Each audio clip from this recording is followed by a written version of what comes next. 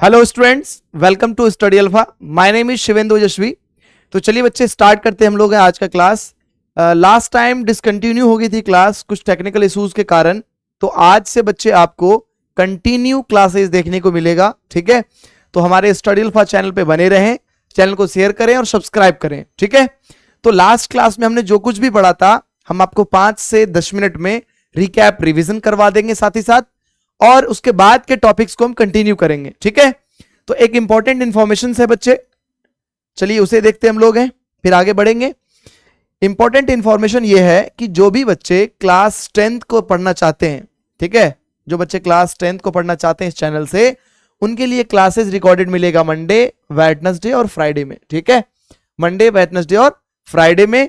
और अगर आपके भाई बहन कोई आस पड़ोस में अगर हैं जो 12th क्लास में हैं, इंग्लिश मीडियम बेसिकली, चाहे वो किसी स्टेट बोर्ड से हो या सीबीएसई बोर्ड से हो, उनके लिए क्लासेस 12th क्लास के लिए ट्यूसडे, थर्सडे और सैटरडे के लिए, ठीक है। साथ ही साथ 11th की क्लास भी जो है वो 10th के साथ ही आपको देखने को मिलेगी, ठीक है। और संडे को जो है 10th और 12th के लिए डाउट क्लास हम अरेंज करेंगे, प्रैक्टिस सेशन अरेंज करेंगे, जिसमें बहुत सारे क्वेश्चंस प्रैक्टिस करवाए जाएंगे, ठीक है बच्चे। चलिए, तो आप शेयर करें, चैनल को सब्सक्राइब जरूर करें, ठीक है। चलिए, अब इसके बाद बात आती है कि सर जो आप पढ़ाओगे उसकी पीडीएफ नोट्स कहां मिलेगी हमें? जी, इस टेलीग्राम चैनल पर मिलेगी। तो इसे ज्वाइन करिए और सारे पीडीएफ नोट्स बहुत ही शानदार जो पढ़ाए जा रहे हैं आपको डाउनलोड करिए और बेहतरीन तरीके से आप फेयर नोटबुक तैयार करिए ताकि उससे रिवीजन किया जा सके अच्छे तरीके से, ठीक है। चलिए, बहुत सही सर, बिल्कुल सर, सही बताया आपने। चलिए, तो एक बार हम लोग बेसिक रिवीजन कर लेते हैं, रिकैप रिवीजन कर लेते हैं, क्या क्या हमने पढ़ा था, ठीक है। और उसके बाद हम लोग आगे बढ़ेंगे। तो डिस्कस किया था बच्चे हमने चार्जेस के बारे में डिस्कस किया था। 2 टाइप की चार्जेस होते हैं। कितने टाइप के चार्जेस होते हैं? 2 टाइप के बच्चे, लाइक चार्ज और दूसरा हमने पढ़ा था अनलाइक चार्ज, है ना। लाइक चार्ज और दूसरा हमने पढ़ा था अनलाइक चार्ज, है ना। जी सर, अनलाइक चार्ज 2 टाइप का चार्ज हमने पढ़ा था। एक तो पढ़ा था हमने लाइक चार्ज। लाइक चार्ज का मतलब पॉजिटिव पॉजिटिव या फिर नेगेटिव नेगेटिव, है ना। और अनलाइक चार्ज का मतलब बच्चे पॉजिटिव और नेगेटिव। हाँ सर, पॉजिटिव और नेगेटिव 2 टाइप के चार्ज हमने पढ़े थे। और इसके बाद हमने पढ़ा था लाइक चार्जेस और अनलाइक चार्जेस, ठीक है। लाइक चार्जेस जो है एक दूसरे को रिपेल करते हैं और अनलाइक चार्जेस एक दूसरे को अट्रैक्ट करते हैं। ये सारी बातें हमने पढ़ा था। इसके बाद हमने क्या पढ़ा था, चलो देखते हैं, इसे भी देखते हैं। Electricity is defined as the rate of flow of charge in a conductor. यानी इलेक्ट्रिसिटी या फिर आप कह सकते हैं कि करंट, करंट जो है बच्चे उसे डिफाइन किया जाता है। करंट को हम लोग आई से डिनोट करते हैं और current is defined as the rate of flow of charge. Rate of flow of charge यानी किसी टी टाइम में किसी कंडक्टर से जितना चार्ज फ्लो हो जाएगा उसे क्या कहेंगे आप? करंट कहेंगे। यस सर, ठीक है। तो इसके बाद हमने देखा था करंट का एसआई यूनिट क्या होता है? एम्पियर होता है सर, ठीक है। अगर मैं मानूं कि एक सेल है, अगर ये हम देखें एक सेल है, तो सेल से जो है बेटा पॉजिटिव टर्मिनल से हम क्या करते हैं? करंट का डायरेक्शन मार्क करते हैं, ठीक है। तो पॉजिटिव एंड से आप करंट का डायरेक्शन मार्क करते हैं। हमने देखा था कि सेल को हम ऐसे डिनोट करते हैं, कुछ इस तरीके से, है ना। कुछ इस तरीके से हम सेल को डिनोट करते हैं। ये रहा पॉजिटिव टर्मिनल, ये रहा नेगेटिव टर्मिनल। अगर हम इसमें बच्चे एक बल्ब लगा दें, अगर इसमें हम बल्ब लगा दें तो करंट को कैसे मार्क करेंगे? सर, पॉजिटिव टर्मिनल से करंट निकलता है और नेगेटिव टर्मिनल में यूं ऐसे एंटर कर जाता है। हाँ सर, बिल्कुल सर, है ना। तो इस तरीके से हम मार्क करते हैं। बेटा ये जो करंट का है ना, इस डायरेक्शन को, इसे हम कहते हैं बेटा कन्वेंशनल करंट। क्या कहते हैं? ओहो, ये क्या सर नया बात आ गई, ये सर क्या आपने कहा? हाँ बेटा, ये कन्वेंशनल करंट कहलाता है। क्या कहलाता है? Conventional current. इलेक्ट्रॉन का जो डायरेक्शन है, इलेक्ट्रॉन जो फ्लो होता है कंडक्टर में, वो होता है कन्वेंशनल करंट से ऑपोजिट डायरेक्शन में, ठीक है। यानी इलेक्ट्रॉन का फ्लो क्या पढ़ा था हमने? इलेक्ट्रॉन का फ्लो ऑपोजिट डायरेक्शन में होता है। इलेक्ट्रॉन का फ्लो ऑपोजिट डायरेक्शन में होता है ना। ऑपोजिट डायरेक्शन में कैसे लिखना था हमें ना? ऑपोजिट डायरेक्शन में होता है। किसके ऑपोजिट? ऑपोजिट डायरेक्शन में होता है। किसके ऑपोजिट? सर कन्वेंशनल करंट के ऑपोजिट, है ना, कन्वेंशनल करंट के ऑपोजिट डायरेक्शन में होता है। तो इलेक्ट्रॉन का फ्लो किसके ऑपोजिट में होता है? कन्वेंशनल करंट के ऑपोजिट डायरेक्शन में, ठीक है। चलिए, इसके बाद हमने डिस्कस किया था बच्चे फॉर्मूला, है ना, कि अगर हमें नंबर ऑफ इलेक्ट्रॉन्स गिवन हो और हमें कैलकुलेट करना हो चार्ज, तो कैसे कैलकुलेट करेंगे? Q is equal to NE, और इस पर हमने क्वेश्चन भी प्रैक्टिस किया था, है ना। ये सारे नोट्स आपको लास्ट क्लास में डिस्कस किया था हमने, यहाँ पे एज इट इज लिखा मिलेगा, ठीक है। ये हम पढ़ चुके हैं कि पॉजिटिव चार्जेस एक दूसरे को रिपेल करेंगे, नेगेटिव भी एक दूसरे को रिपेल करेगा, है ना। और अगर न्यूट्रल चार्जेस की बात करें बच्चे हम लोग, तो ना तो इसमें रिपल्सन होगा ना ही इसमें अट्रैक्शन होगा। बट अगर हम बात करें ऑपोजिट चार्जेस की, यानी प्लस माइनस या फिर माइनस प्लस, है ना, तो इनमें क्या होगा? अट्रैक्शन होगा, ठीक है। चलिए, ये हम लोग देख चुके हैं। इसके बाद हमने ये भी पढ़ा था कि SI unit of electric charge is coulomb होता है। क्या होता है जी सर? कूलम्ब होता है। इसके साथ साथ हमने देखा था कि which is equivalent to the charge content in nearly, यानी अगर हम बात करें कि इलेक्ट्रॉन की वैल्यू, है ना, E की वैल्यू की अगर हम बात करें, तो हमने डिस्कस किया था इसे भी, E is equal to 1.6 into 10 to the power -19, और ये माइनस के साथ, है ना, इतना कूलम्ब होता है इलेक्ट्रॉन की वैल्यू, 1 इलेक्ट्रॉन की वैल्यू, है ना। तो ये सारी बात हमने लास्ट क्लास में पढ़ लिया था, ठीक है। चलिए आगे बढ़ते हैं। इसके बाद ये क्वेश्चन भी हमने किया था, number of electrons constituting 1 coulomb of charge, है ना, ये भी हमने डिस्कस किया था। चलिए, अब इसके बाद हम लोग स्टार्ट करेंगे इलेक्ट्रिक करंट भी हमने पढ़ा था, rate of flow of electric charges is called electric current, है ना, ये सब कर चुके थे हम लोग। अब इसके बाद हम लोग स्टार्ट करते हैं डायरेक्शन ऑफ करंट भी हमने अभी जस्ट देखा था कैसे फाइंड करेंगे, है ना। आइए स्टार्ट करते हैं हम लोग। इसके बाद अब यहां से इलेक्ट्रिक सर्किट से, यहां से हम लोग स्टार्ट करेंगे आज का क्लास इलेक्ट्रिक सर्किट से। तो एक एक करके हम लोग देखते हैं बेसिकली, ठीक है। अभी हमने इसके बारे में भी पढ़ा था, देखा था कि एक्चुअल में क्या होता है। शेल इस तरीके से हम लोग बच्चे बनाते हैं ना, ये बड़ा वाला डंडा जो है वो पॉजिटिव टर्मिनल, छोटा वाला डंडा नेगेटिव टर्मिनल होता है। ये स्विच है, अगर इसे हम ओपन करेंगे बच्चे, अगर इसे हम ओपन करेंगे करंट फ्लो हो जाएगा, क्लोज करेंगे अगर इसे हम लोग, तो क्या होगा? इसमें करंट फ्लो होना बंद हो जाएगा, है ना। ये हमारा एक बल्ब है जिसे हम लोग आगे पढ़ेंगे, रेसिस्टेंस के तौर पे इसे हम लोग जानते हैं, ये एक रेसिस्टर के तौर पे जाना जाता है, ठीक है। तो करंट इज इक्वल टू क्या फॉर्मूला पढ़ा हमने सर? चार्ज अपॉन टाइम पढ़ा था हमने, हाँ सर बिल्कुल पढ़ा हमने। करंट का हमने क्या देखा था? यूनिट एम्पियर होता है इसका बेटा, है ना। ये सारी बात हम लोग देख चुके हैं। अब एक एक करके हम लोग इसके सिंबल्स को देखते हैं, ठीक है। इसके सिंबल्स को देखते हैं और कौन कौन से सिंबल के लिए क्या क्या रिप्रेजेंटेशन लेते हम लोग हैं, क्योंकि हमारे इलेक्ट्रिकल सर्किट में बहुत सारे यूज होंगे। तो सेल को कैसे डिनोट करेंगे बच्चे? सेल को कैसे डिनोट करेंगे सर? सेल को डिनोट करेंगे इस तरीके से, है ना, इस तरीके से आप सेल को डिनोट करेंगे, यानी इस तरीके से एक बड़ा वाला डंडा बनाएंगे, एक छोटा डंडा बनाएंगे, और ऐसे हम लोग जो है सेल को रिप्रेजेंट करेंगे। ये बड़ा वाला डंडा पॉजिटिव टर्मिनल, छोटा वाला डंडा ये हो जाएगा हमारा नेगेटिव टर्मिनल, ठीक है। तो अगर इस तरह का आपको सर्किट में कोई भी डिवाइस दिखे, क्या होगा? ये शेल होगा सर, ये बैटरी है, ठीक है। अब बात आती है बैटरी के कॉम्बिनेशन की। अगर आपको सर्किट में 2, 3, 4 बैटरी लगानी हो, तो कैसे बैटरी को कंबाइन किया जाएगा? देखो, तो हम क्या करेंगे? सबसे पहले बड़े वाला डंडे को छोटे वाले डंडे ड्रॉ करेंगे ऐसे, इस तरीके से। अब मान लो दूसरी बैटरी है, तो दूसरी बैटरी है तो उसको कंबाइन करेंगे इस तरीके से, पहले बड़ा वाला डंडा फिर छोटा वाला, ठीक है, फिर उसके बाद बड़े वाले डंडे को फिर छोटे वाले डंडे को। आप ऐसा नहीं कर सकते कि मैंने बड़ा वाला डंडा बनाया, छोटा बनाए, फिर छोटा बनाए, फिर बड़ा बना दिए, ठीक है। ये रिवर्स में हो जाएगा कनेक्शन, ठीक है। तो हमें रिवर्स कनेक्शन नहीं करना है। तो इस तरीके से आप बैटरी को कंबाइन करेंगे। अगर बैटरी को कंबाइन करना हो हमें, तो इस तरीके से हम बैटरी को कंबाइन कर सकते हैं, ठीक है। आप देख सकते हैं एनसीईआरटी में हमारा बिल्कुल ये डायग्राम गिवन है, ठीक है। तो इस तरीके से बैटरी को कंबाइन किया जाता है, ठीक है। चलिए अब हम बात करते हैं प्लग की ओपन और क्लोज्ड की। तो अगर बेटा प्लग की ओपन है तो इस तरीके से आप डिनोट करेंगे इसे, इस तरीके से आप डिनोट करेंगे ओपन की को, ठीक है। और अगर हम बात करें क्लोज्ड की को, तो क्लोज की के लिए आप क्या करेंगे? इसके बीच में डॉट, ठीक है, एक बिंदी लगा देंगे ऐसे, ठीक है। इस तरीके से ये ओपन और क्लोज्ड की। तो अगर सर्किट में गिवन हो कुछ इस तरीके का, तो देख के आप क्या समझेंगे? ये क्लोज्ड की है और ये ओपन की है, ठीक है। चलिए अब बात करते हैं वायर की ज्वाइनिंग करने की। अगर हमें 2 वायर ज्वाइन करना है तो कैसे ज्वाइन करेंगे? तो कुछ इस तरीके से ज्वाइन करेंगे आप, जहां पे ज्वाइन होगा वहां पे आप जंक्शन नोट कर देंगे, ठीक है।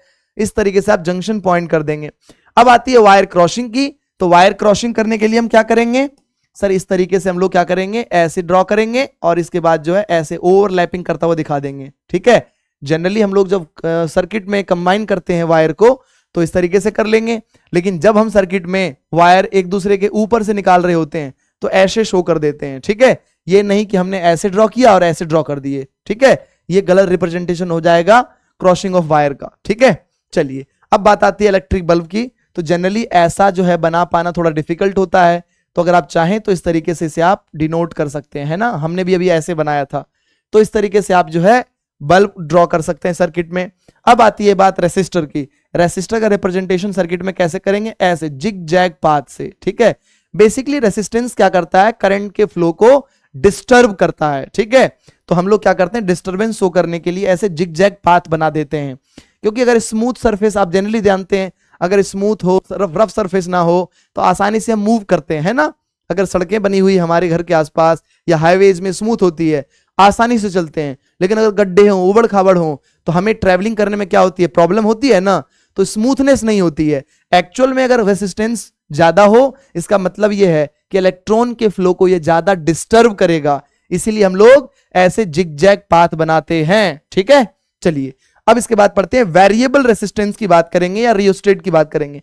जनरली आपके सिलेबस में इस पे नहीं है क्वेश्चन, फिर भी समझ लीजिए कि अगर कभी ऐसा गिवन हो तो इसका मतलब क्या होता है, ये वेरिएबल रेसिस्टेंस होता है। जैसे इस रेसिस्टेंस की अगर हम बात करेंगे, जनरली आपको सर्किट में जितने भी क्वेश्चन सॉल्व करने पड़ेंगे उन सब में आपको एक जो है फिक्स्ड कांस्टेंट रेसिस्टेंस की वैल्यू गिवन होगी, ठीक है। वेरिएबल रेसिस्टेंस आपको डिस्कस नहीं करना होता है। फिर भी अगर हो, अगर रेसिस्टर के ऊपर बना के हम ऐसे एरो ड्रॉ कर दें या फिर इस तरीके का रिप्रेजेंटेशन हम कर दें, तो ये क्या शो करता है, ये वेरिएबल रेसिस्टर शो करता है, ठीक है। यानी रेसिस्टेंस की वैल्यू चेंज हो रही है, ठीक है। चलिए आगे पढ़ते हैं। इसके बाद हम अब देखते हैं अमीटर। अब जनरली क्या होता है कि सर्किट में अगर हमें करंट पता करना हो, कि सेल लगाया हमने क्या किया, सर्किट में एक सेल कनेक्ट कर दिया, मान लो देखो ऐसे हमने सर्किट में एक सेल कनेक्ट कर दिया, ठीक है। अब इसके बाद जो है हमने सर्किट में एक रेसिस्टर भी लगा दिया, ठीक है। तो अगर हमें पता करना हो बेटा कि मान लो कि 4 वोल्ट का ये सेल है, ठीक है, 4 वोल्ट का ये सेल है, और मान लो कि रेसिस्टेंस जो बेटा 2 ओम है, इसका आगे हम पढ़ेंगे रेसिस्टेंस क्या होता है, इसका यूनिट क्या होगा। अभी देखते हैं, मान लो इसमें 2 ओम है, तो हमें पता करना पड़ेगा कि इस 4 वोल्ट के सेल से इस सर्किट में कितना करंट फ्लो हो रहा है। तो करंट मेजर करने के लिए जो डिवाइस यूज होती है उसे कहते हैं हम लोग हैं आमीटर। क्या कहते हैं, आमीटर कहते हैं सर।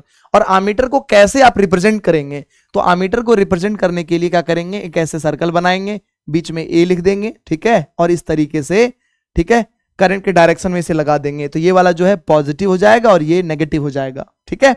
आगे हम पढ़ेंगे आमीटर भी और देखेंगे कि आमीटर को हम सर्किट में कैसे लगाते हैं, सीरीज में लगाते हैं या पैरेलल में लगाते हैं, ठीक है। बस अभी याद रखना है, करंट मेजर करने के लिए हम लोग सर्किट में आमीटर कनेक्ट करते हैं, और आमीटर क्या देता है हमें, है करंट मेजर करके देता है, ठीक है। दूसरा डिवाइस है जो सर्किट में पोटेंशियल मेजर करने के लिए यूज किया जाता है, जिसे कहते हैं हम लोग हैं वोल्टमीटर। क्या कहते हैं, वोल्टमीटर कहते हैं। तो वोल्टमीटर से बच्चे हम क्या मेजर करते हैं, पोटेंशियल मेजर करते हैं सर। अभी डिस्कस करने वाले हम हैं कि एक्चुअल में पोटेंशियल होता क्या है, पोटेंशियल डिफरेंस क्या होता है, ठीक है। तो समझिए इस बात को कि पोटेंशियल अगर हम पोटेंशियल मेजर करते हैं सर्किट में, तो हम क्या करते हैं, वोल्टमीटर लगाते हैं। और इसको कैसे रिप्रेजेंट करेंगे सर्किट में बच्चे, सर ऐसे रिप्रेजेंट करेंगे, है ना, ऐसे बिल्कुल जैसे आपने अमीटर बनाने के लिए सर्कल ड्रॉ किया, बीच में ए लिखा, सेम एज आप क्या करेंगे, सर्कल ड्रॉ करेंगे, बीच में वी लिख देंगे और कनेक्ट करेंगे। अभी हम आगे डिस्कस करेंगे इसके बारे में भी कि इसे पैरेलली कनेक्ट करेंगे या सीरीज में कनेक्ट करेंगे, ठीक है। तो ये हमारी सर्किट की बात होगी बच्चे, कि जो कुछ भी हम सर्किट में कनेक्ट करते हैं, एक कंप्लीट सर्किट बनाने के लिए कई बार सीबीएसई क्वेश्चन पूछ लेती है कि एक की लीजिए, स्विच लीजिए, आप सेल लीजिए, रेसिस्टेंस लीजिए, या मल्टीपल टाइप के सर्किट हमें दे दिए जाते हैं और कहा जाता है कि इन सबको ऐड करके एक सर्किट बनाइए, कंप्लीट सर्किट बनाइए। तो इनको कंबाइन करने का तरीका देखना बहुत जरूरी है, क्योंकि आप एक प्रॉपर वे में करेक्ट सर्किट बना सकें, ठीक है।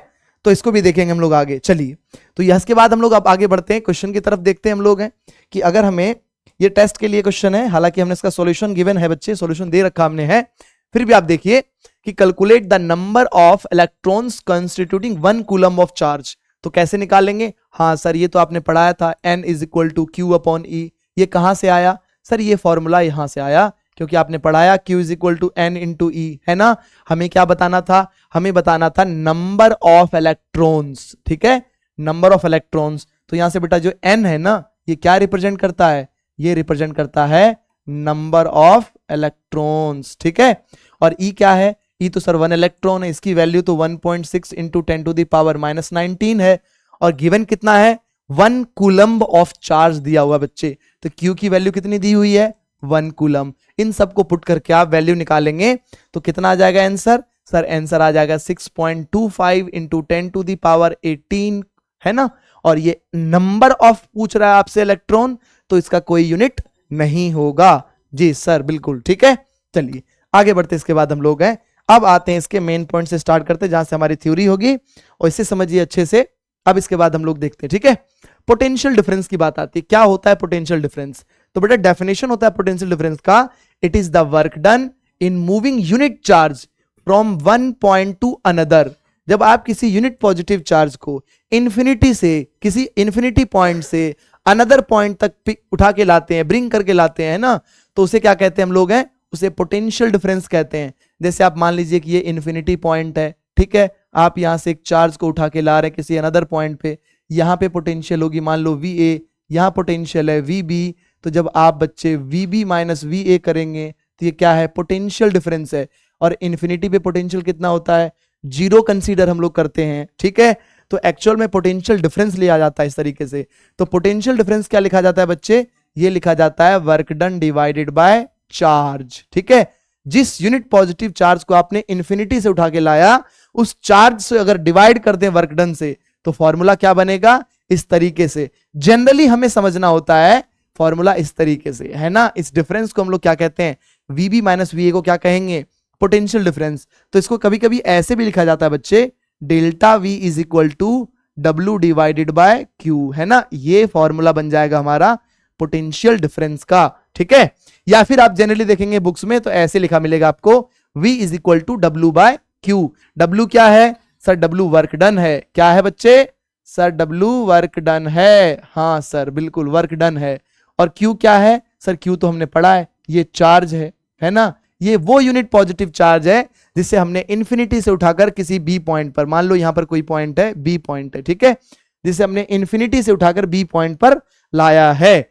तो ये फॉर्मूला कहलाएगा बच्चे पोटेंशियल डिफरेंस का, ठीक है। SI यूनिट क्या होता है इसका, सर SI यूनिट इसका वोल्ट होता है। क्या होता है, वोल्ट होता है। जनरली समझो ऐसे कि अगर मैं इसको ऐसे डिफाइन करना चाहूं, क्योंकि मैंने क्या लिखा, वर्क डन, क्या लिखा मैंने, work done divided by charge, है ना।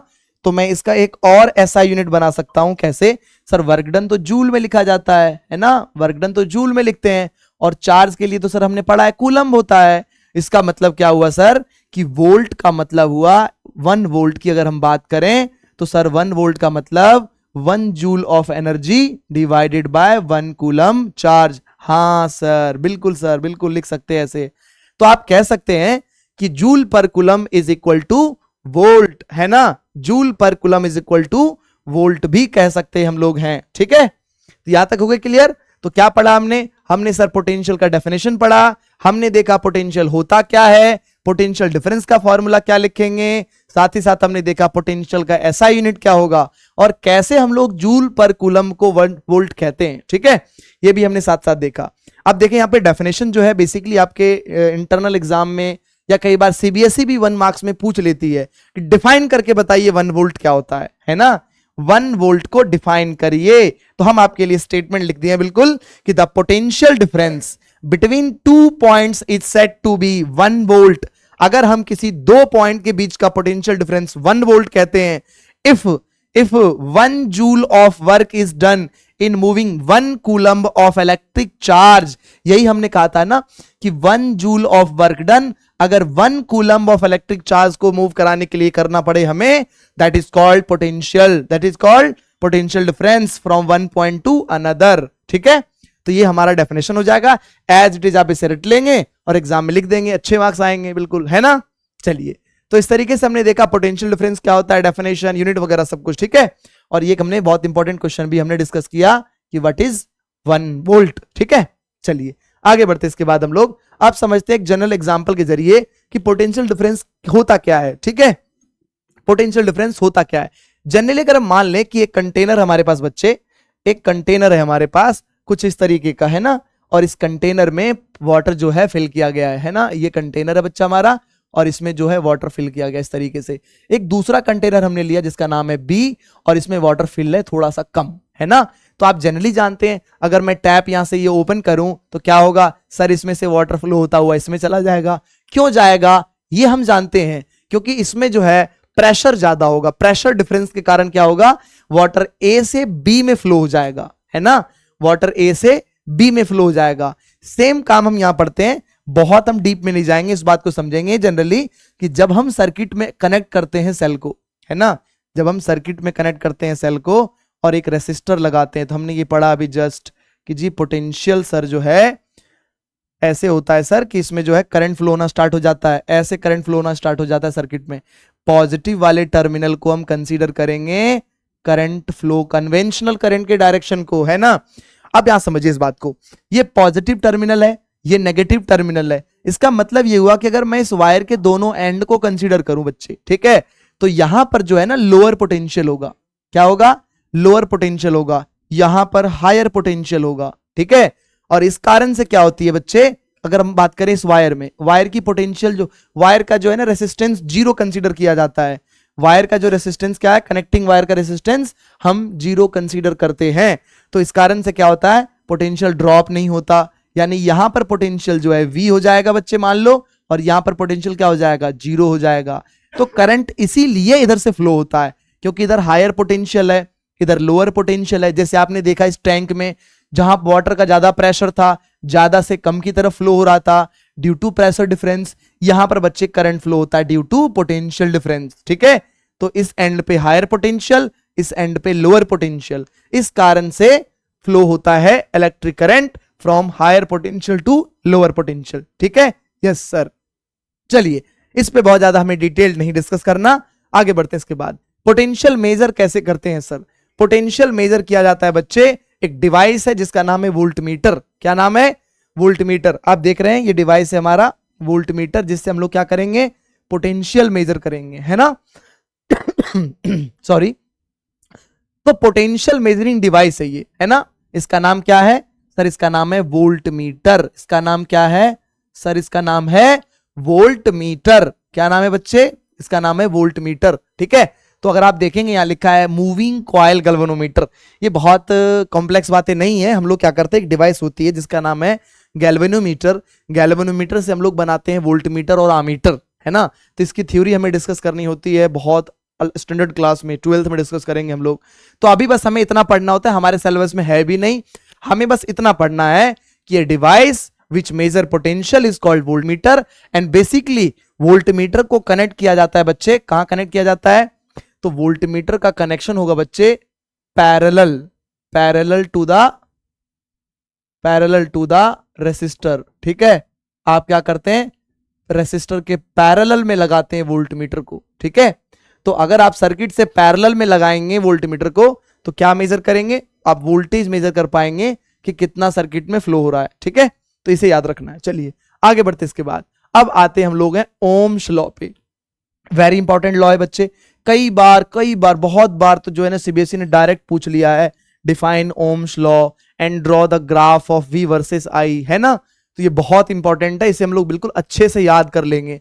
क्या कहते हैं ओम्स लॉ, ओम्स लॉ कहता है कि it state that electric current flowing in a conductor. आपने पढ़ा था ना कंडक्टर इंसुलेटर, हमने डिस्कस किया था फर्स्ट लेक्चर में।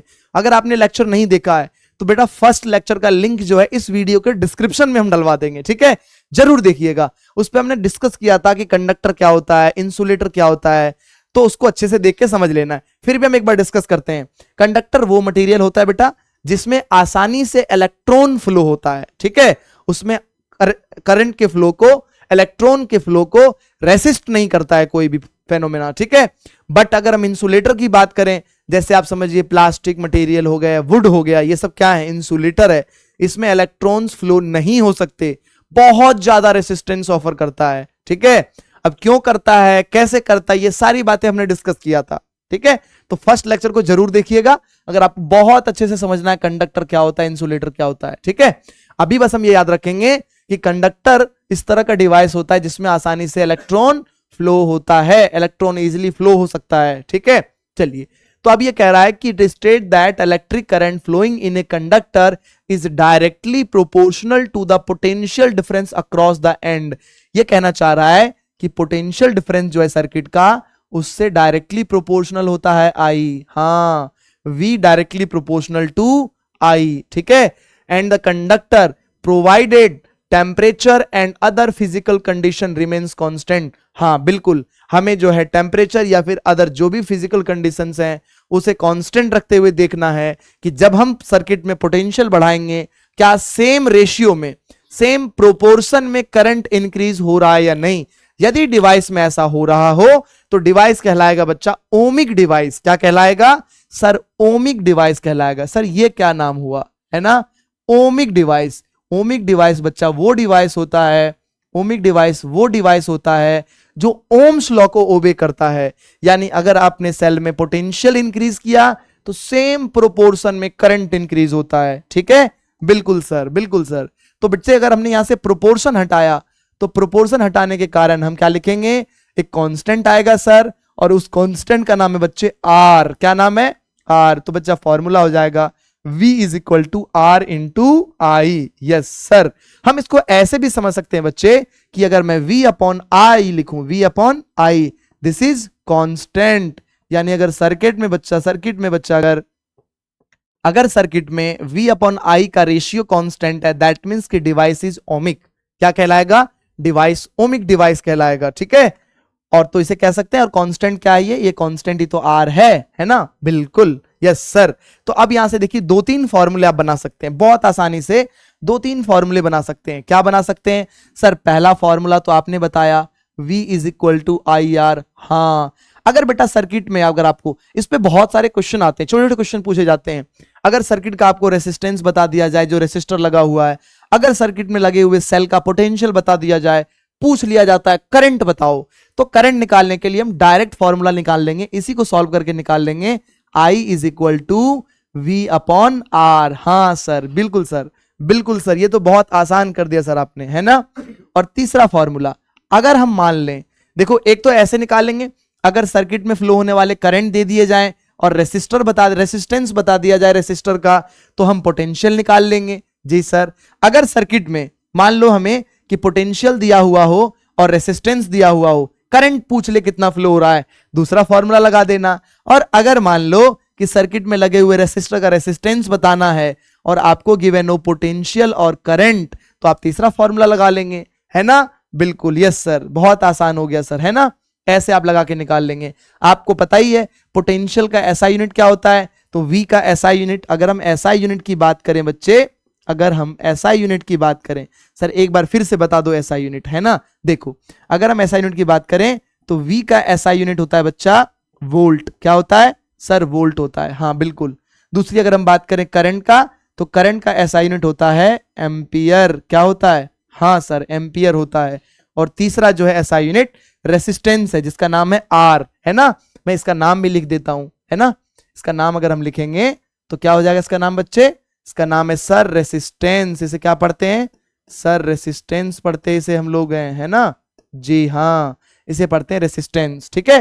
तो आर का जो एसआई यूनिट है बच्चा, वो लिखा जाता है OHM। हाँ, ओम के नाम पे ही है ना, ओम होता है। और इसका साइन देखो ऐसे लिखा जाता है, इसका साइन, हाँ ऐसे साइन बनाना है, बिल्कुल ठीक है।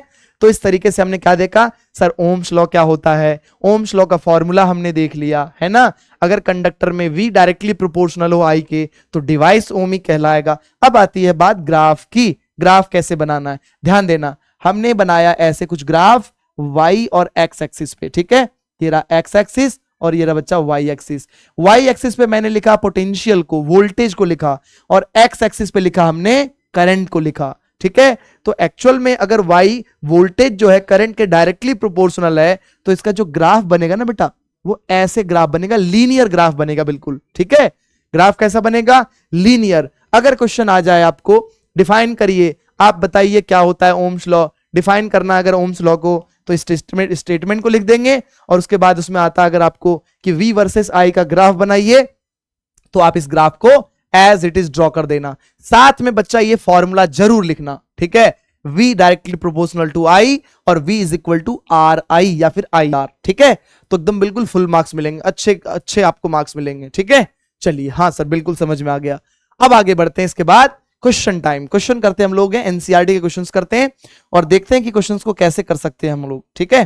चलिए अब बात करते हैं क्वेश्चन पे। क्वेश्चन क्या कह रहा है? क्वेश्चन कह रहा है कि how much work is done, यानी कितना वर्क डन होगा, है ना। सॉल्यूशन में हम क्या लिख सकते हैं जी? हमसे क्या पूछा गया है सर? पूछा जा रहा है वर्क डन बताओ, है ना। आपसे क्या पूछा जा रहा है बच्चे? वर्क डन पूछा जा रहा है, ठीक है। हाँ sir, in moving a charge of 2 coulomb, charge कितना है बच्चे? 2 कूलम ऑफ चार्ज है जी sir, across 2 points having a potential difference 12 volt, यानी पोटेंशियल डिफरेंस दिया हुआ है सर 12 वोल्ट। अरे हाँ, ये तो देखा देखा सा लग रहा है, लग रहा है नहीं लग रहा है? बिल्कुल सर, क्या लग रहा है? देखा था, देखो हमने तो एक फॉर्मूला पढ़ा था, अभी फॉर्मूला पढ़ा था sir, V is equal to W/Q। हाँ सर बिल्कुल, ये तो फॉर्मूला सर अभी पढ़ाया था आपने।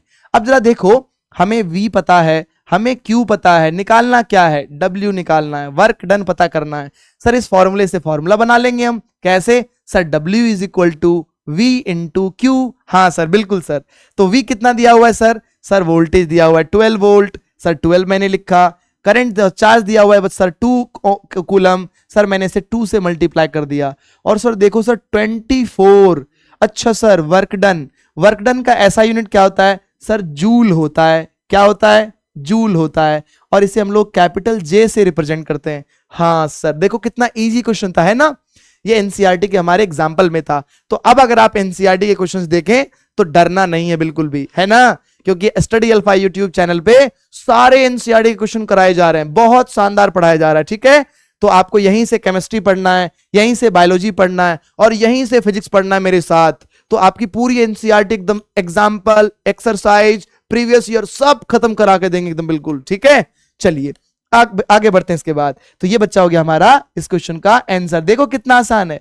यस सर, बहुत आसान है सर। चलो आगे बढ़ते हैं, इसके बाद नेक्स्ट क्वेश्चन की तरफ आते हैं। अब नेक्स्ट क्वेश्चन क्या कह रहा है?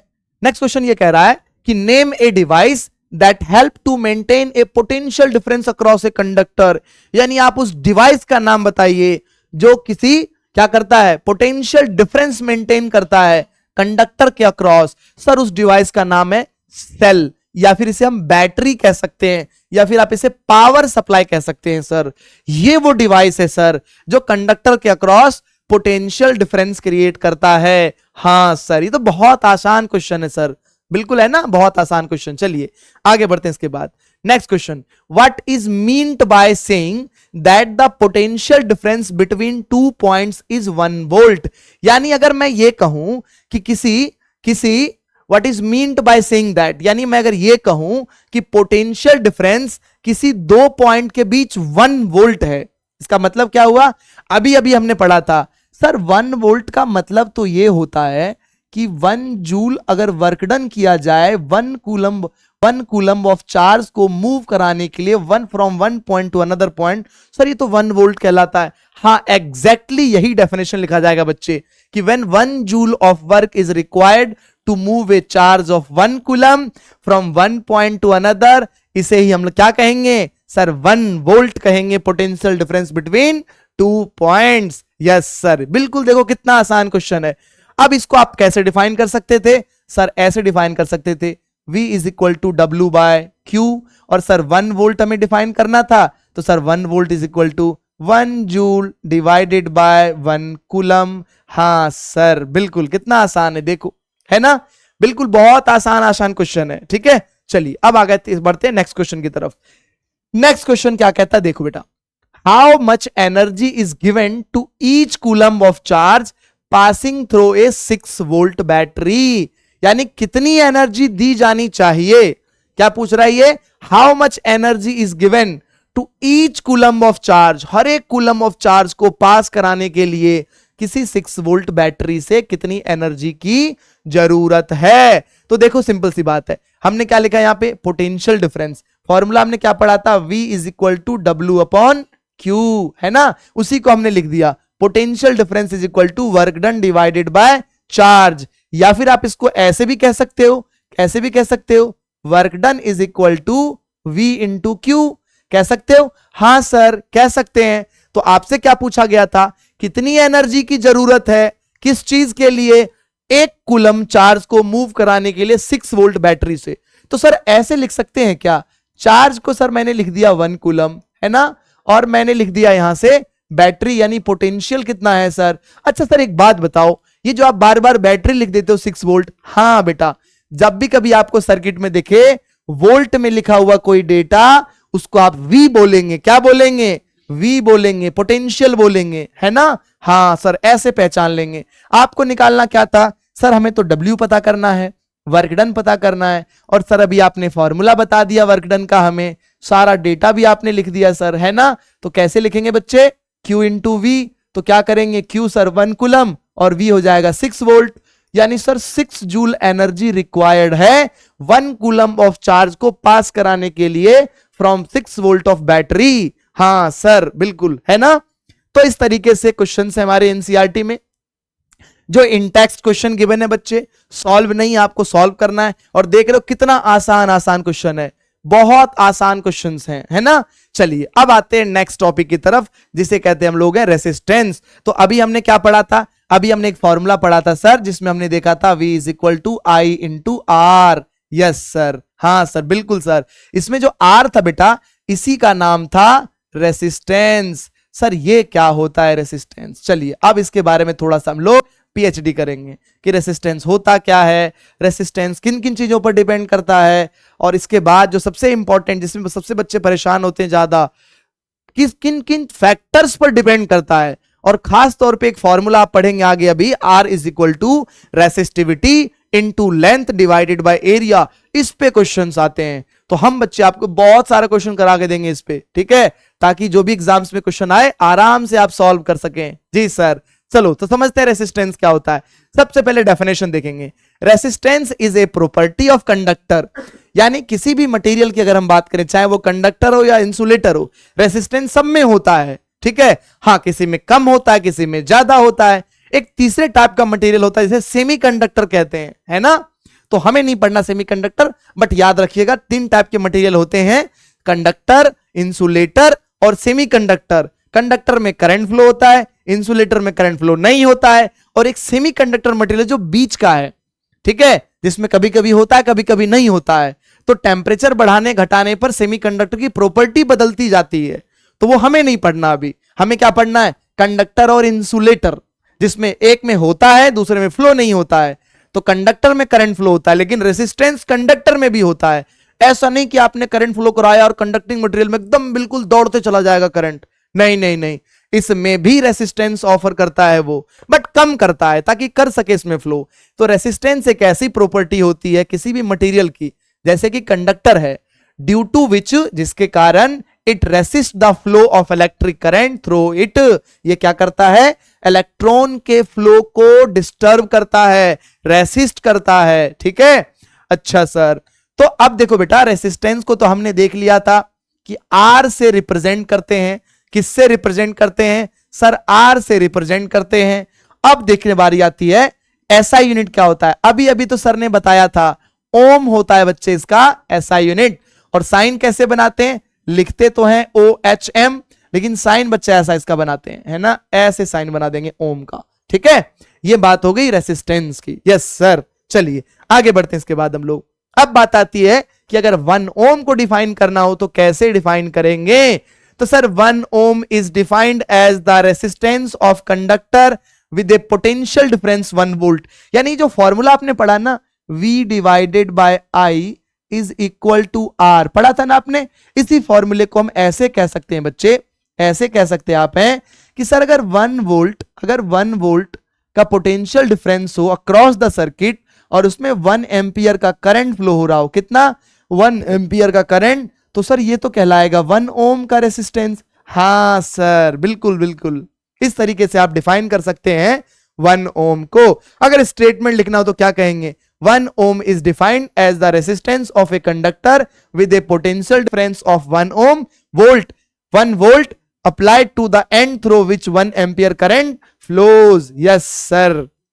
तो देख सकते हैं आप हैं कितनी आसान बातें अगर डिफाइन करने आ जाए आपसे कि 1 ओम को डिफाइन करिए। बच्चे ये बहुत जरूरी बात है, याद कर लेना एकदम बिल्कुल कि 1 वोल्ट क्या होता है, अगर आपसे ये पूछ ले कि 1 एम्पियर क्या होता है, अगर आपसे पूछ ले कि 1 ओम रेसिस्टेंस क्या होता है, क्योंकि छोटे छोटे क्वेश्चंस 1 मार्क्स के क्वेश्चंस आपसे इंटरनल एग्जाम में टीचर पूछ लेंगे, सीबीएसई भी कई बार पूछ चुकी है बोर्ड एग्जाम में 1 मार्क्स के क्वेश्चन में, तो हमें याद कर लेना है और अच्छे से समझ अगर आप लेते हैं तो आपको याद करने की आवश्यकता भी नहीं पड़ेगी। ठीक है, तो आप एट ए टाइम अगर मान लीजिए स्टेटमेंट आपको रटा, आपने भूल गए आप, तो एट ए टाइम आप मैन्युफैक्चर कर सकते हैं ना कि क्या होगा इसका एक्चुअल डेफिनेशन। चलिए आगे बढ़ते, इसके बाद हम लोग 1 ओम के बाद अब आती है बात व्हाट फैक्टर अफेक्ट रेसिस्टेंस, कौन कौन सा फैक्टर रेसिस्टेंस को अफेक्ट करता है। तो पहला फैक्टर है बच्चे लेंथ, है ना, यानी resistance is directly proportional to length of the conductor. और दूसरी बात है resistance is inversely proportional to area of cross section area of the conductor. अच्छा सर, दो बातों पर डिपेंड करता है ये, किन किन बातों पर, लेंथ पर डिपेंड करता है और एरिया पर डिपेंड करता है। सर कोई और भी फैक्टर है क्या जिस पे रेसिस्टेंस डिपेंड करता है? हाँ, 2 फैक्टर और याद रखना है, पहला मटेरियल की प्रॉपर्टी और दूसरा टेम्परेचर। हाँ, इन पे हमें ज्यादा डिस्कस नहीं करना, हमारे सिलेबस में बहुत ज्यादा डिस्कशन नहीं इस बारे में, लेकिन हाँ लेंथ और एरिया पे बहुत सारे क्वेश्चन आते हैं कि ये जो 2 फैक्टर है बच्चे बहुत सारे क्वेश्चन को अपने आप में समेट लेता है। तो हमें इस पे अच्छे से क्वेश्चन प्रैक्टिस करना है ताकि जो भी क्वेश्चन पूछा जाए हमसे हम आसानी से एकदम मजबूती से जवाब दे सकें, है ना। तो 2 बातें हमें समझना है कि रेसिस्टेंस लेंथ पर डिपेंड करता है और रेसिस्टेंस एरिया पर डिपेंड करता है, लेकिन लेंथ के साथ इसका डायरेक्ट रिलेशन है, यानी अगर आपने लेंथ बढ़ाया तो रेसिस्टेंस बढ़ेगा, आपने अगर लेंथ घटाया तो रेसिस्टेंस घटेगा, अगर आपने लेंथ घटा दिया बच्चे तो रेसिस्टेंस घट जाएगा। लेकिन अगर मैं बात करूं एरिया का, तो बच्चे अगर आपने एरिया बढ़ाया तो रेसिस्टेंस घटेगा, यानी उल्टा रिलेशन है इसके साथ, इसका इनवर्स रिलेशन है ना। तो अगर आपने एरिया बच्चे घटा दिया तो रेसिस्टेंस बढ़ जाएगा। हाँ सर बिल्कुल, है ना, तो ये आपको याद रखना है। ठीक है, चलिए आगे हम बात करते हैं। आगे इसके बाद हम बात करते हैं ये जो फॉर्मूला हमने पढ़ा था ना, V directly proportional to I, V is equal to IR, है ना। इसमें जो R था ना, ये R ये कांस्टेंट होता है, लेकिन ये R 2 चीजों पे डिपेंड करता है। किन चीजों पे सर? अभी अभी हमने पढ़ा था लेंथ पे डिपेंड करता है और दूसरी बात हमने पढ़ा एरिया पे डिपेंड करता है, साथ ही साथ ये टेम्परेचर पर भी डिपेंड करता है। ये 3 चीजों पर डिपेंड करता है सर। हाँ सर बिल्कुल सर, तो ये याद रखना आपको है। ठीक है, चलिए आगे बढ़ते इसके बाद। तो अगर मैं बच्चे ऐसे लिखूं कि R जो है वो डायरेक्टली प्रोपोर्शनल है length of the conductor, R जो है वो इनवर्सली प्रोपोर्शनल है cross section area of the conductor, तो अगर दोनों को मैं मिला दूं तो ऐसे लिख सकता हूं क्या? मैं इसे ऐसे लिख सकता हूं क्या? कैसे लिख सकते हो सर? ऐसे लिख सकते हैं, R is directly proportional to length of the conductor and inversely proportional to the cross section area of the conductor। हाँ सर लिख सकते हैं, बिल्कुल, है ना, लिख सकते हैं। और अभी अभी हमने क्या देखा था कि जब इस प्रोपोर्शनैलिटी को बच्चे हटाते हैं एक कांस्टेंट इंट्रोड्यूस हो जाएगा। अच्छा सर, तो क्या लिखेंगे सर इसको? बच्चे ऐसे लिखेंगे, R इज इक्वल टू इसको हटाने के बाद ये जो कांस्टेंट आएगा, देखना ऐसे बनाते हैं साइन। कई बार बच्चे कंफ्यूज होते हैं, क्या बना दिया सर आपने, ये है ना, क्या बना दिया सर आपने, ऐसे बनाते बच्चे, है ना। इसे कहते हैं हम लोग हैं रेसिस्टिविटी। क्या कहेंगे बच्चे? रेसिस्टिविटी कहेंगे इसे हम लोग। Divide L divided by A। तो एक्चुअल में जो फॉर्मूला है वो ये होता है बच्चे, रेसिस्टेंस का फॉर्मूला ये होता है। यानी इसमें अगर हम बात करें तो L क्या है सर? L तो हम जानते हैं क्या है सर, लेंथ है L। तो A क्या है सर? ये तो एरिया है, क्रॉस सेक्शन एरिया है कंडक्टर का। सर ये जो आपने बनाया बहुत अजीब सा, ये क्या है बच्चे? इसे कहते हैं रो और इसका नाम है रेसिस्टिविटी। क्या नाम है सर? रेसिस्टिविटी नाम है इसका। हाँ सर, चलो तो अब बात हुई रेसिस्टिविटी की, तो फॉर्मूला क्या बना? R is equal to rho into L upon A। ठीक है, चलो तो यहां से अगर हम बात करें रेसिस्टिविटी के दूसरे नाम की, तो कई बार आपको बुक में देखने को मिलेगा स्पेसिफिक नेचुरल रेसिस्टेंस, है ना। यानी जैसे आप देखते हैं बच्चे कंफ्यूज हो जाते हैं, यानी रेसिस्टिविटी तो कहते ही कहते हैं, इसके साथ साथ इसका दूसरा नाम क्या है? इसका दूसरा नाम है स्पेसिफिक रेसिस्टेंस। दूसरा नाम क्या है बच्चे? इसका दूसरा नाम है स्पेसिफिक रेसिस्टेंस। तो या तो आप इसे स्पेसिफिक रेसिस्टेंस कहें या फिर इसे आप रेसिस्टिविटी कहें। जी सर, इसके तो दो नाम हैं। हाँ बिल्कुल, इसके दो नाम हैं। अच्छा, मैं लगे हाथ आपको एक और बात बता दूं कि एक्चुअल में अगर हम इस फॉर्मूले को चाहें इस तरीके से मॉडिफाई करना तो देखो कैसे कर सकते हैं। हम इसको ऐसे भी लिख सकते हैं, रेसिस्टिविटी का फॉर्मूला हम ऐसे बना सकते हैं बच्चे। कैसे बना सकते हो सर? देखो, मैंने इस रो को बाहर निकाला तो आर ए के साथ मल्टीप्लाई हो जाएगा। हाँ सर, तो R multiply by A divided by L. तो बच्चा ऐसे फॉर्मूला बन जाएगा रेसिस्टिविटी का। यस सर, है ना? तो इस तरीके से आप फॉर्मूला बना सकते हैं। चलिए आगे बढ़ते, इसके बाद हम लोग हैं फैक्टर अफेक्टिंग रेसिस्टेंस की बात करते हैं। किन किन फैक्टर पे डिपेंड करता है ना, कौन कौन से फैक्टर अफेक्ट करते हैं। तो ये अभी हमने पढ़ लिया था बच्चे। सर डायरेक्टली प्रोपोर्शनल होता है लेंथ पे, इनवर्सली प्रोपोर्शनल होता है cross section area, material of conductor, temperature of conductor. हाँ सर, ये सारी बात तो आप पढ़ा चुके हैं, है ना? देखो कितना आसान है, बहुत आसान है ना? यस सर, बहुत आसान है, बिल्कुल वेरी इजी। रेसिस्टिविटी सर आपने पढ़ा दिया अभी just, ability of material to oppose the electric current. और फॉर्मूला क्या पढ़ा था बच्चे हमने? सर फॉर्मूला याद है sir? Oh my god sir, formula भूल गए। जल्दी से रिकॉल करो, क्या फॉर्मूला पढ़े थे हम? सर भी भूल गए, है ना? अरे हाँ, सर नहीं भूलते। तो जैसे जैसे सर को याद है वैसे आपको याद रखना है। अभी हम सोच रहे थे, अरे लगता है सर भूल गए, है ना? सर नहीं भूले, मैं तो चेक कर रहा था कि आपको कितना याद हुआ, है ना? तो जिस तरह से सर को याद है, सारी बातें एकदम ऐसे ठीक बैठ के सारी बातें आपको याद कर लेनी है, ताकि एग्जाम में पूछे जल्दी जल्दी आप एकदम आंसर कर दे बहुत सही तरीके से। ठीक है, तो हमने क्या पढ़ा? Resistivity is equal to rho, resistivity is equal to resistance into area divided by length. हाँ सर, सर एक बात बताओ, इसका एसआई यूनिट क्या लिखेंगे? जैसे कि आपने बताया मुझे, पोटेंशियल का सर लिखते हो वोल्ट, करंट का लिखते हो एम्पियर, रेसिस्टेंस का ओम। सर रेसिस्टिविटी का क्या लिखोगे? तो बेटा इसका ऐसे लिखा जाएगा। देखो, रेसिस्टेंस का हम क्या लिखे थे? ओम लिखे थे ना? हाँ सर। एरिया को क्या लिखोगे? सर एरिया तो मीटर स्क्वायर होता है। हाँ सर। लेंथ क्या होता है? सर लेंथ को तो हम मीटर कहते हैं। क्या कहते हैं? मीटर में मेजर करते हैं। तो मीटर ने मारा एक स्क्वायर को, तो देखो क्या आया बच्चा हमारे पास यहां से? सर ये तो ओम मीटर बचा सर। हाँ, तो इसका हो जाएगा ओम मीटर। यस सर, कितना आसान है सर, है ना? बहुत आसान है, बहुत इजी है बिल्कुल। तो हमने क्या क्या पढ़ा बच्चे? पोटेंशियल क्या होता है, पोटेंशियल डिफरेंस क्या होता है, ओम्स लॉ हमने पढ़ लिया, रेसिस्टेंस हमने पढ़ लिया, रेसिस्टिविटी हमने पढ़ लिया। हमने तो 4-5 क्वेश्चन भी करा है आज, है ना? तो इसके बाद आइए हम लोग देखेंगे, इसके बाद हम लोग क्या पढ़ेंगे कि रेसिस्टेंस और रेसिस्टिविटी में क्या डिफरेंस होता है। तो बच्चे हमने जो पढ़ाया अभी आपको, ये आपके लिए होमवर्क नोट है। ठीक है, ये आपके लिए होमवर्क नोट है। आप एज इट इज कॉपी में नोट कर लीजिएगा, रीड कर लीजिएगा। अगर कोई डाउट्स होता है तो आप इस वीडियो के लिंक में कमेंट करके हमसे पूछ लीजिए, वीडियो में कमेंट करके पूछ लीजिए, या फिर आप टेलीग्राम चैनल पे डाउट पूछ लीजिए। क्योंकि डाउट सॉल्यूशन के लिए हमने 2 प्लेटफॉर्म बच्चों को कंटिन्यू हम देखते हैं, हर एक बच्चों का व्यू देखते हम लोग हैं कि क्या बच्चे पूछना चाह रहे हैं, क्या बच्चे कह रहे हैं हमसे, है ना? तो जिस किसी को भी जो भी डाउट हो आपके आज के सेशन में पूछ लीजिए हमसे, बहुत सही तरीके से हम लोग जो है डिस्कस कर लेंगे उसको अगले लेक्चर में। तो नेक्स्ट लेक्चर बच्चा हमारा होगा इन टॉपिक्स पे क्वेश्चन के लिए, है ना?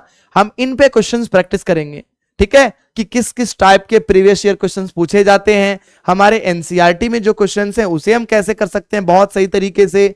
और फिर इसके बाद हम लोग कॉम्बिनेशन ऑफ रेसिस्टेंस पढ़ेंगे। क्या पढ़ेंगे? रेसिस्टेंस को कैसे कंबाइन किया जाएगा सीरीज और पैरेलल में। यस सर, बोलो मजा आया कि नहीं आया? बहुत मजा आया सर, है ना? तो अगले लेक्चर में बच्चे हम लोग मिलते हैं, जहां पर हम लोग पढ़ेंगे कॉम्बिनेशन ऑफ रेसिस्टेंस और बहुत सारे क्वेश्चन। ठीक है, तो बने रहना बच्चे, चैनल को सब्सक्राइब करें, शेयर करें। धन्यवाद।